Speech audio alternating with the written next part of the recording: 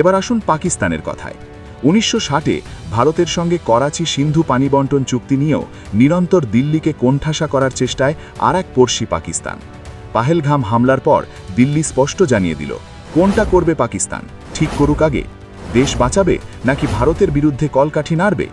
পাহেলগামে পাকিস জঙ্গিদের তাণ্ডব চালানোর পরই সিন্ধু পানি বণ্টন চুক্তি নিয়ে কড়া পদক্ষেপ নেয় নয়াদিল্লি।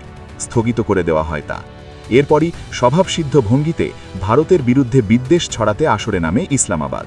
মগজ ধোলাইয়ের নীল নকশায় লেখা হয়, সন্ত্রাসের ছুতোয় চুক্তি স্থগিত রেখে পানি যুদ্ধে নেমেছে ভারত, যার জেরে ভয়াবহ সংকটের মুখে পড়বে পাকিস্তানের কৃষি ও অর্থনীতি, পঙ্গু হবে।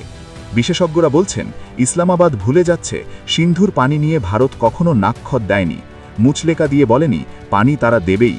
বিদেশি সংবাদ মাধ্যমের একটা বড় অংশকে বাগে আনতে লাগাতার নয়াদিল্লির বিরুদ্ধে মন গড়া তথ্য ছড়াচ্ছে ইসলামাবাদ।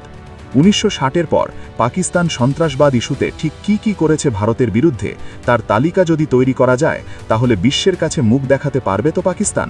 ছলে বলে কৌশলে স্রেফ ভারতের জমি দখলই নয়, তোফা হিসেবে সরবরাহ করে দুর্ধর্ষ জঙ্গিদেরও। একের পর এক উদাহরণ আছে তার। সিন্ধুর পানি পেয়ে সন্ত্রাস ফেরি করছে পাকিস্তান।